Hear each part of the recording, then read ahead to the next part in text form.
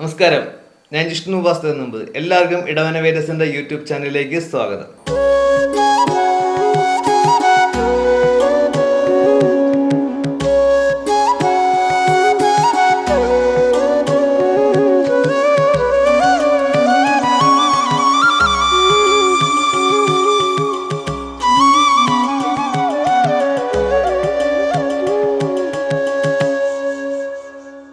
ചതയം നക്ഷത്രക്കാർക്ക് 2024 അവരുടെ നേരത്തെ ഉണ്ടായിരുന്ന ആ ഒരു ദുഃഖങ്ങളും സങ്കടങ്ങളൊക്കെ മാറി വളരെ നല്ല ഹാപ്പിനെസ് തരുന്ന ഒരു സമയമായിരിക്കും വരുന്നത്.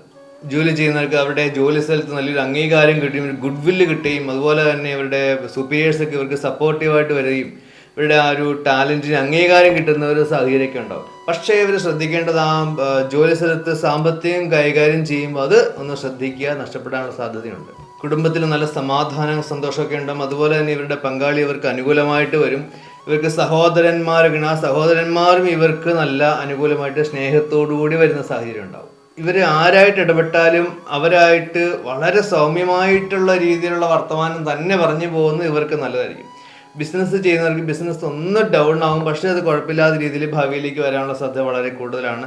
പക്ഷേ ഇവർ ശ്രദ്ധിക്കേണ്ടത് പുതിയ എഗ്രിമെന്റ് സൈൻ ചെയ്യുമ്പോൾ കൃത്യമായിട്ട് പഠിച്ചിട്ട് എടുത്തു ചാടി ഒരിക്കലും സൈൻ ചെയ്യാതിരിക്കുക. രാഷ്ട്രീയ മേഖലയിൽ പ്രവർത്തിക്കുന്നവർക്ക് അവർക്ക് ആ ക്ഷമ വളരെ അത്യാവശ്യം. ആ ക്ഷമയോടുകൂടി ഇവർ ആ ഒരു തക്കം പാത്തിരിക്കുക എന്ന് പറയില്ലേ, ആ രീതിയിൽ ഇവരിരുന്നാൽ അവർക്ക് ആ ചാൻസ് വരുമ്പം തന്നെ ഇവർക്ക് കയറി ആ ഒരു പൊസിഷനിലേക്ക് ഇവർക്ക് എത്തിപ്പെടാൻ സാധിക്കും. കലാരംഗത്തും മീഡിയയിലും പ്രവർത്തിക്കുന്നവർക്ക് അവരുടെ ഒരു വർത്തമാനത്തിലൂടെ അല്ലാതെ പൊങ്ങച്ച വർത്തമാനത്തിലൂടെ അല്ലാതെ അവരുടെ എഫർട്ട് തെളിയിച്ച് കാണിച്ചാൽ മാത്രമാണ് അവർ പ്രതീക്ഷിക്കുന്ന കൂടുതൽ അവസരങ്ങൾ അവർക്ക് ഈ വർഷത്തിൽ തന്നെ ലഭിക്കും. കുട്ടികൾക്ക് അവരുടെ വിദ്യാഭ്യാസ കാര്യങ്ങളിൽ വിനോദങ്ങളിലേക്ക് കൂടുതൽ പോകാതെ വിദ്യാഭ്യാസ കാര്യങ്ങളിൽ കൂടുതൽ ശ്രദ്ധ കേന്ദ്രീകരിച്ചാൽ മാത്രം അവർക്ക് നല്ല സ്കോർ ചെയ്ത് പോകാൻ സാധിക്കും. വാഹനം ഡ്രൈവ് ചെയ്യുന്നവരും നന്നായിട്ട് ശ്രദ്ധിച്ച് അക്ഷമയോടുകൂടി തന്നെ ഡ്രൈവ് ചെയ്യണം. അശ്രദ്ധ വരാനുള്ള സാധ്യതയും ഈ വർഷം കൂടുതലുണ്ട്.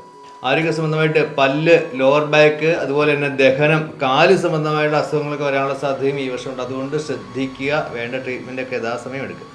ഗണപതി ഭവനെ പ്രാർത്ഥിക്കുന്നതാണ് ഈ വർഷം നല്ലത്.